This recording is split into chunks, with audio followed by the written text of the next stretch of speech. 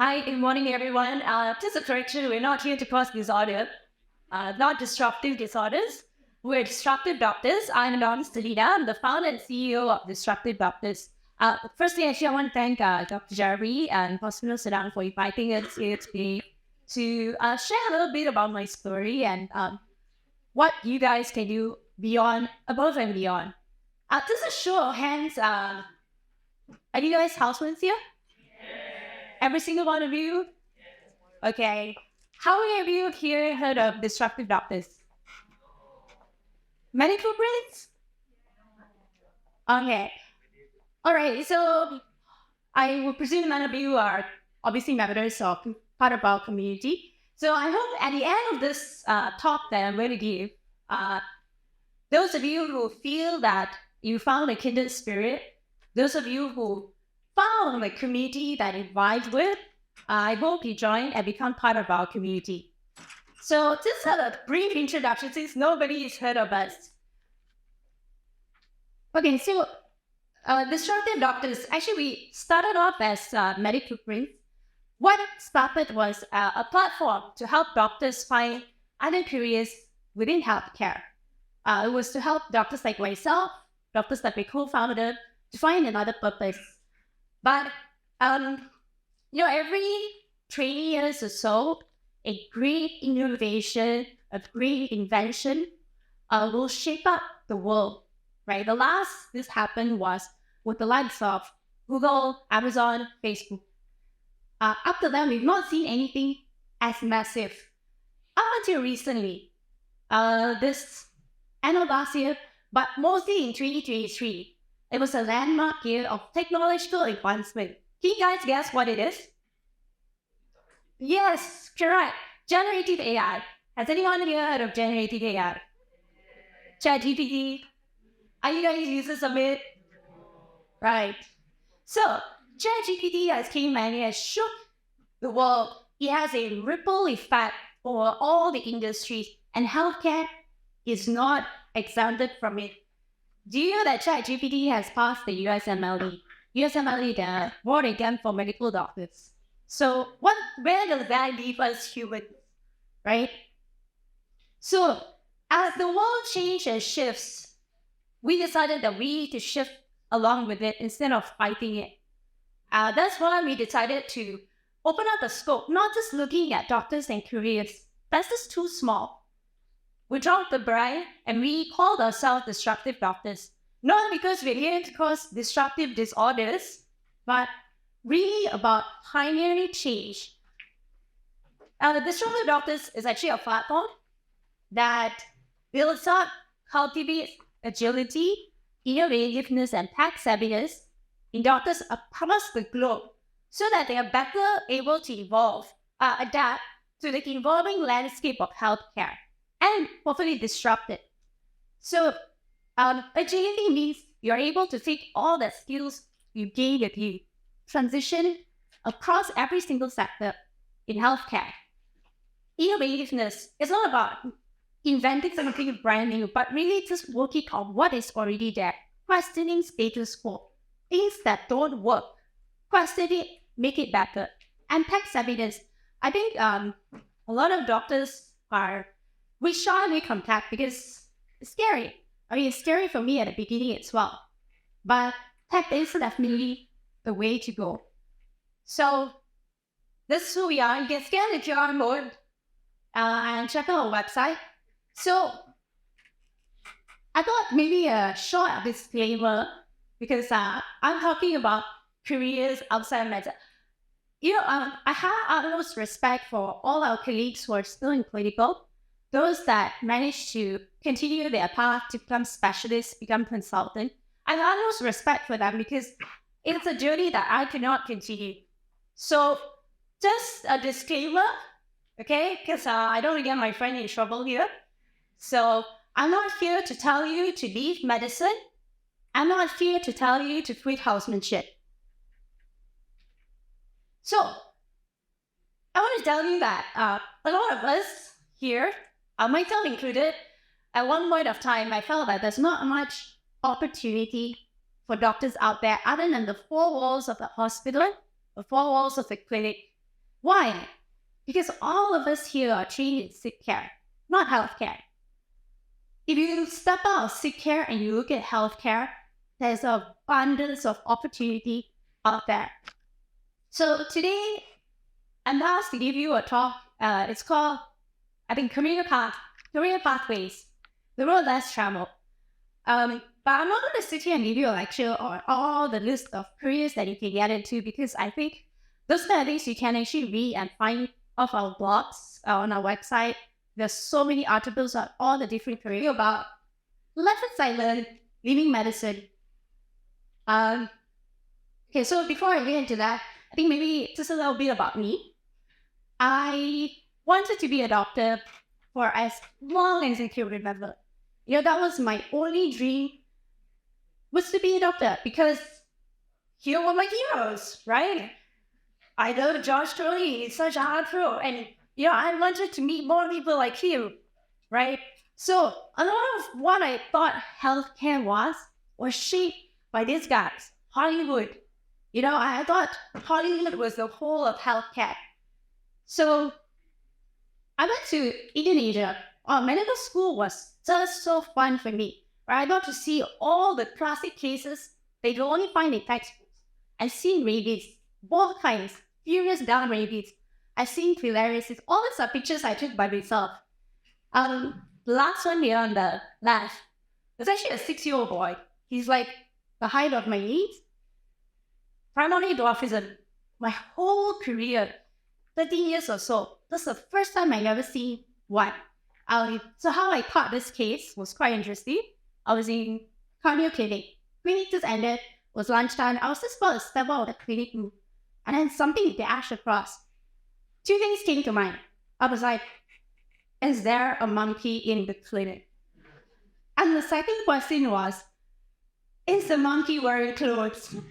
So I ran up to the stage. I was like, where is it?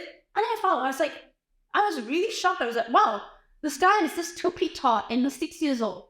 So that really sparked a lot of enthusiasm in me to become a doctor. It's like, yes, I love seeing all these kind of cases. So when I finally graduated, 2011, I was, finally a real doctor, main character moment. So 2011, I did my housemanship in Seremban. 2014, I did my district posting in Bertang.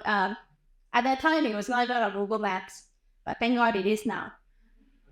So I went into ICU and anesthesiology, and I actually was very inspired by a consultant, an intensivist I worked with, and I watched her bring the dead back to life, and I thought that's the path I wanted to go. There was a point I was stagnant, wasn't really growing.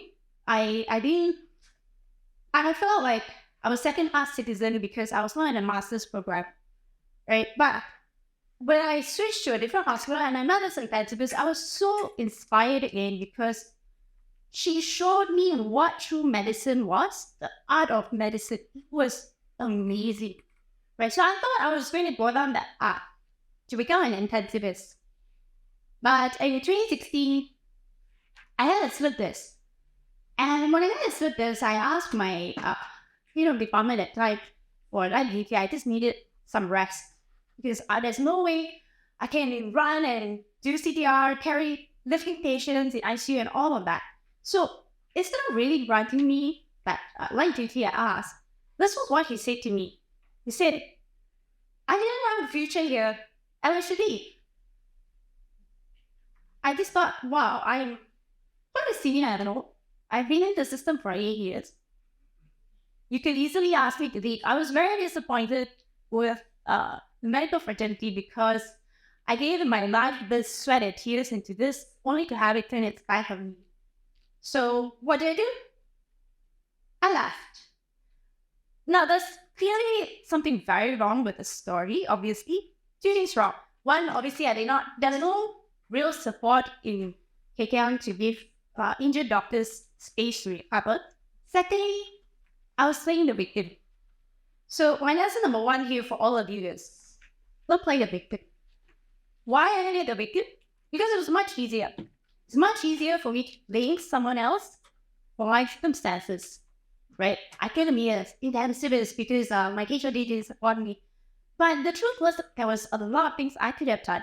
I could move to another hospital. I could continue abroad, elsewhere, anywhere, right? But I didn't. It was scary for me to admit that. Maybe this thing that I wanted all my life, all this 10 years that I've spent holding this craft called medicine, maybe that's not what I wanted. Maybe it's not suitable for me. I felt a lot of dissatisfaction of patient outcome. It didn't make me feel like I was creating an impact. Because I was trained to take care like all of you. So I felt like I wasn't doing anything more. But you know what? Now, if I could go back and speak to my younger self, and I think I'll tell her that it's okay. Life is dynamic, just like diseases is dynamic, right? Maybe now that's the most important thing for you, becoming a specialist, becoming that hero. And as time change, circumstances change, your knowledge change, a lot of things will change, and you'll decide that maybe, this is not for me.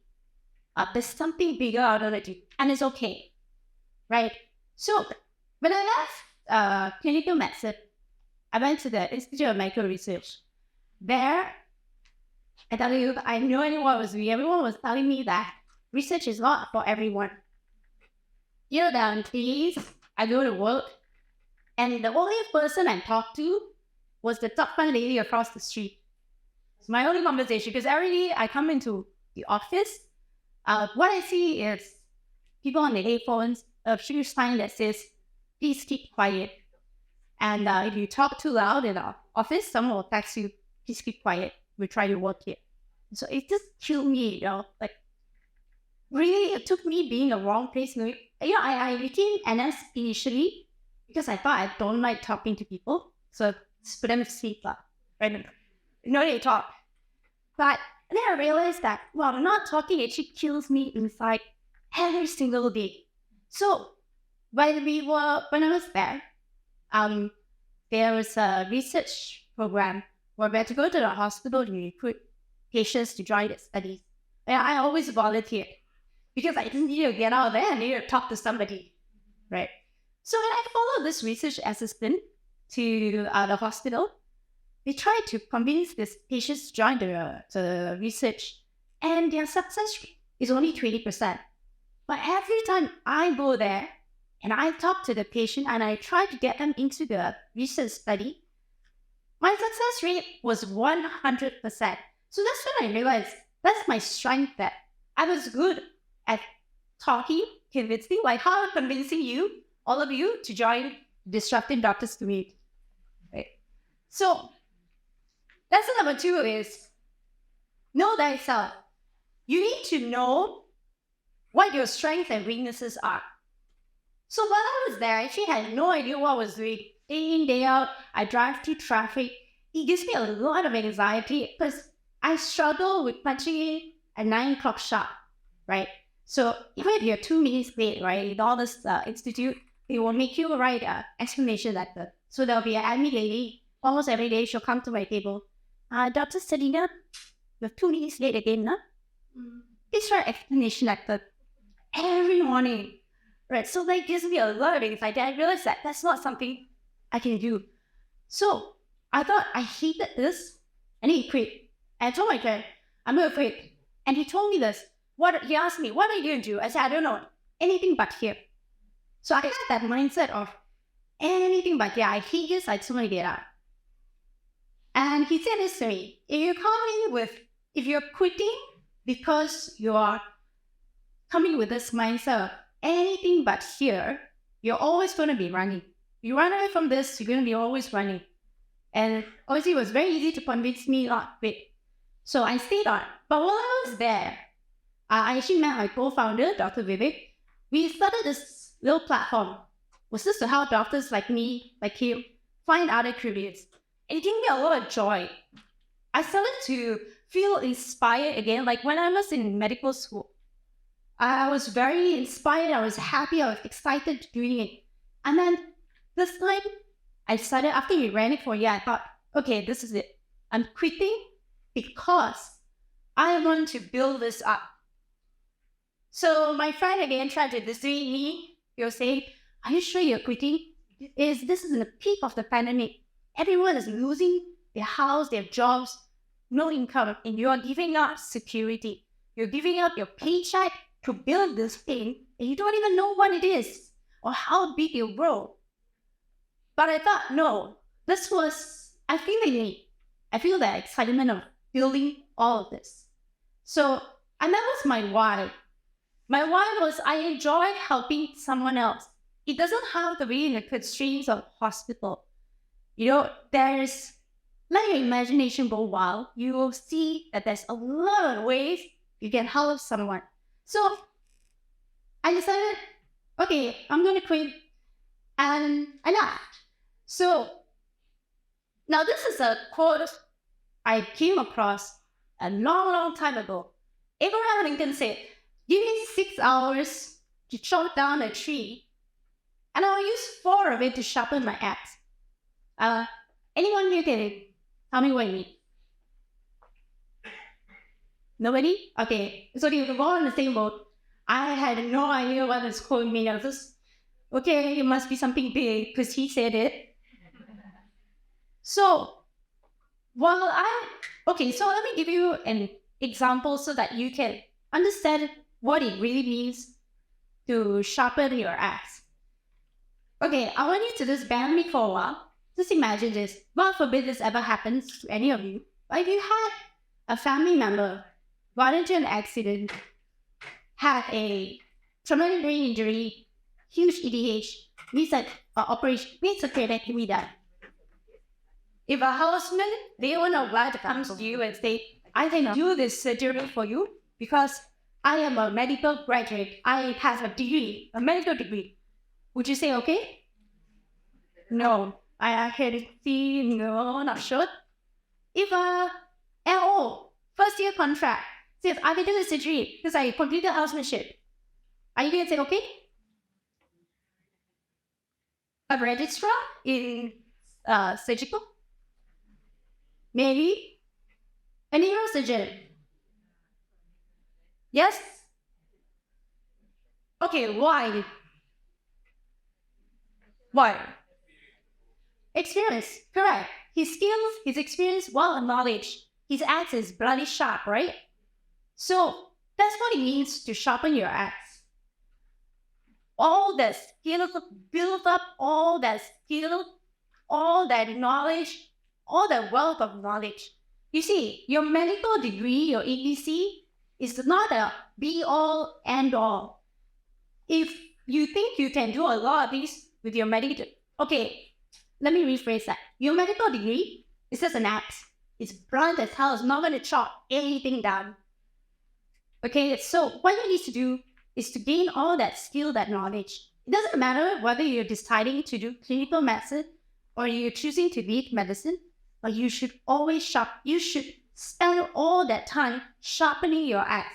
There's 4 years you have.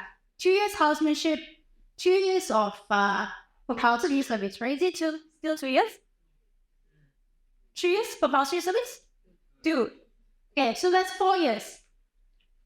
Spend all that 4 years. You're not going anywhere. You're going to have to do 4 years. Spend that 4 years sharpening your axe. How do you do that? Simply do more. I know you feel like, no time to sleep and all that. You're asking me to do more. So when I was in IMR and I decided that I was going to build this platform for doctors, I was going to build a business, I spent a lot of money investing in me, my knowledge, my skills.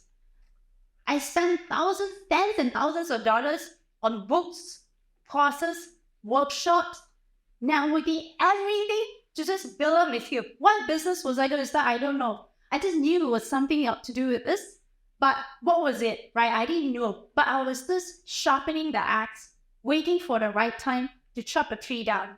So that's what you guys can do. Right now, you have this 4 years. Some of you may make it, become a surgeon, become, a specialist. But there are some of you that might not make it. See, I thought I was going to be a specialist, and ta-da, plot twist, I fell on the horse. So don't just do the bare minimum. Right now, you guys, if you're just going through housemanship training and completing to get your ABC, you all will come out as factory setting doctors. You know what factory setting is, right? A standard setting. You are no different from the person sitting next to you. If I was an employer, I wouldn't know who to choose. I'll just choose the one that is cheapest, right? Because if you go and buy a phone, there's no brand. You'll find the cheapest one if it's exactly the same. So all of you here, after 4 years, if you don't do anything more, you're all just factory setting, nothing more. And you know what? Now with the contract system, there's a lot of you that's going to come out, flood the market. Competition is rife because there's the senior MOs that are coming out. So how do you stand out from everybody else? So you need to invest in yourself, books, courses, workshop. So at Disruptive Doctors, we have an academy. We look at all the things that we saw a gap in the system, leadership in healthcare. We have all these other master classes of getting into non-clinical path. So do check it out. It's on our website. Now, lesson number 4. I hope I'm not boring you guys. I can see some of you probably post-call. So lesson number 4 is to change your lens. I know things are very tough. This is one thing I use to get me through housemanship. When I was in housemanship, housemanship has never been more tough now or less tough as last time. Before my time, it was tough. My time was tough. Your time is tough. It's just the same kind of toughness. Just that there was no barrier of entry getting to medical school now. So everyone gets in there, and then in housemanship is where the filter comes in. So there is one thing that I used to do to help me get through housemanship. I carry this lens with me, and this lens says that my intention here is just to gain experience, period. Good experience, bad experience is irrelevant. Last time I was in housemanship, when I was in ortho, I remember seeing my friends in the other ward. All of them were just outside the ward, and I asked them, what happened? It's like all of them got kicked out of the ward by the specialist. So I don't know whether it happens here, but it was very rampant in Seremban. Everyone gets kicked out of the ward, asked to go home, just get out of my face. I'm not condoning it, but I'm saying that it does happen. What can help is that remove all this pressure. I must be a specialist. I must be this, must be that. But just coming and saying, okay, I'm here to just gain experience, and I'm sharpening my axe at the same time. Because if you come and you say you're just here to gain experience, you actually take away a lot of pressure. Because good or bad, you can use that later on in life, right? So that is lesson number 4. Lesson number 5, build your network. Anyone here know what that means? Nobody? People only hire people they know. Have you heard this before? The who you know will get you in the door faster than the what you know. This game, I didn't like it at the beginning because I thought, hey, I should be, it should be on merit where you are opening the door for me because I'm good at something.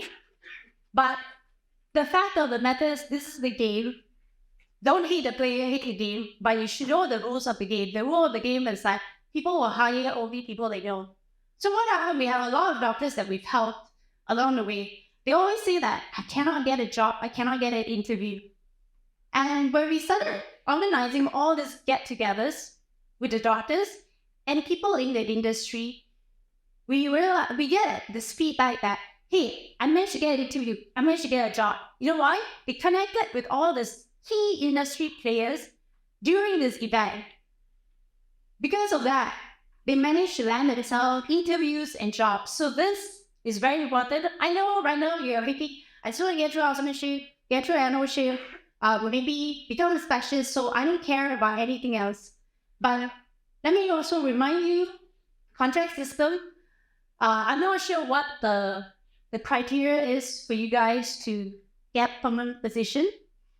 Probably you guys know better than I do, but there will be a time you may need to use this. So I will encourage all of you to start building your network, and you can build it at Disruptive Doctors. So we actually had an exclusive Disruptive Doctors only events where we had all our members in our community. We connected them with all our HTCC speakers, people from industry, CEO of private hospitals, CEO of pharma companies, medical directors of pharma companies, medical directors of insurance companies, health tech companies. So these are the people you actually want to feel connected with, because you'll never know down the road what you'll be doing. Some of you may have ideas, how can I improve healthcare, right? So you want to be connected to all those guys. Now, are you guys thinking this? Oh, nobody? Yes? No? Okay, so this is a burning question that I always hear from housemen. Should I be housemanship? I think most of them are very scared to ask anybody, and they always ask us. My answer is, it really depends. If you are certain you don't want anything to do with healthcare, you want to go and be a baker, you want to open a shop, you want to go into training, all that, quit, because this is of no use for you.